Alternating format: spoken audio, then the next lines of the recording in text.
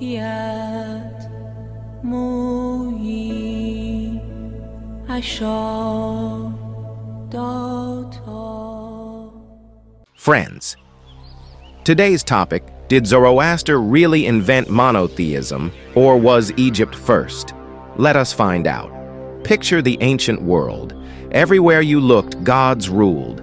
Gods of rivers, gods of stars, gods of the earth. People prayed to dozens, sometimes hundreds of deities. But then a single voice rose in Persia. A man named Zoroaster declared, "There is only one God." Was this a radical new discovery?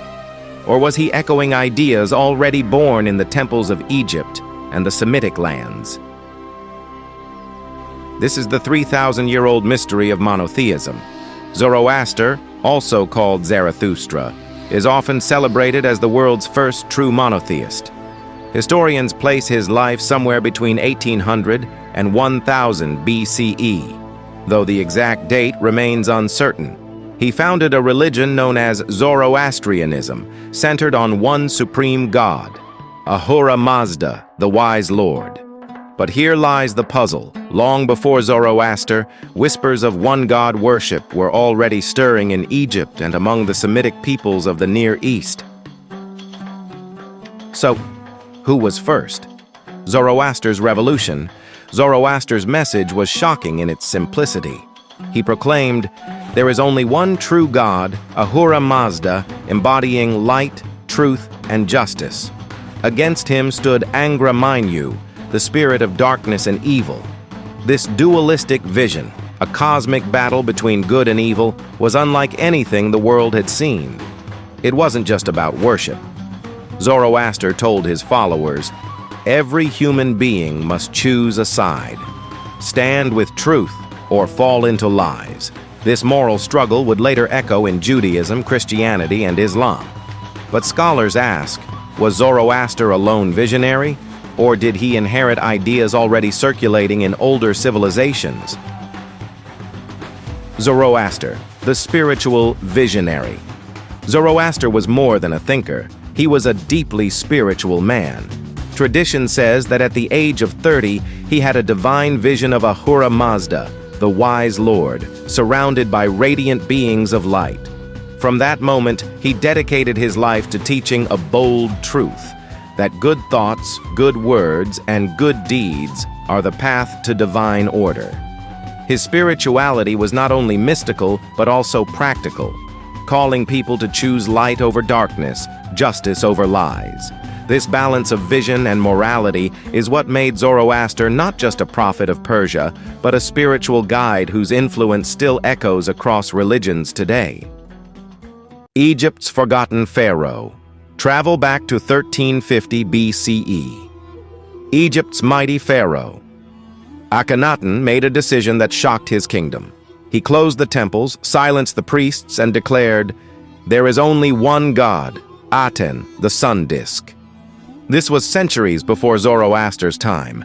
Akhenaten built a brand new capital, Amarna, dedicated to this single deity. For a brief moment, Egypt abandoned its vast pantheon and practiced pure monotheism. But after Akhenaten's death, Egypt swiftly returned to its old gods. His revolution was erased, as if it had never happened. Yet some believe this daring experiment may have spread eastward, through trade routes and cultural exchanges, and reached Persia. The Semitic world's high god. Meanwhile, in the Semitic lands, other sparks of monotheism were already glowing. Texts from Ugarit around 1300 BCE mention a supreme deity named El, the father of gods. Later, in Hebrew tradition, Yahweh emerged, not just as a local deity, but as the only true God. At first, many Hebrews practiced henotheism, worshiping one god while acknowledging others. But over time, this evolved into strict monotheism.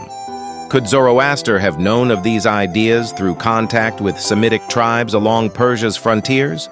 The timelines overlap, but the evidence is tantalizingly unclear.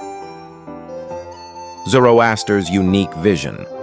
What makes Zoroaster different is not just belief in one god. It's the structure he built around it. He created a moral universe, light versus darkness, truth versus lies, good versus evil, where human choice determined destiny.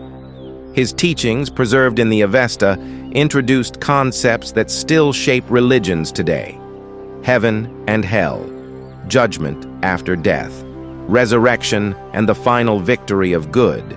These were groundbreaking.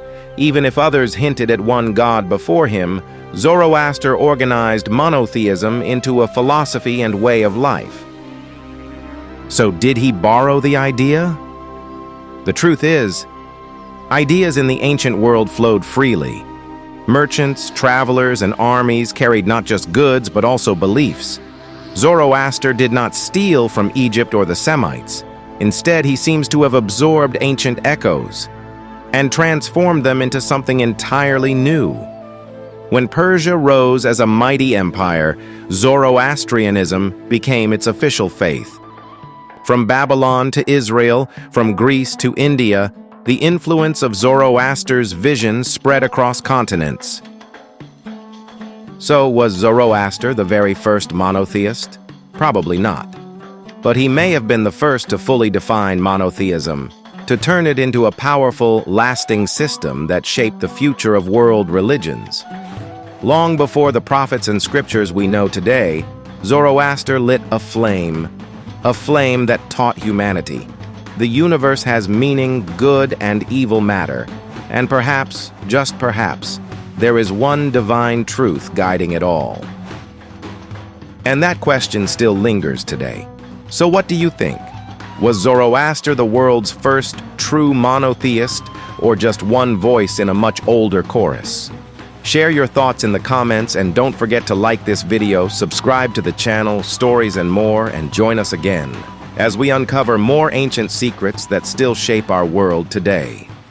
Thank you for watching.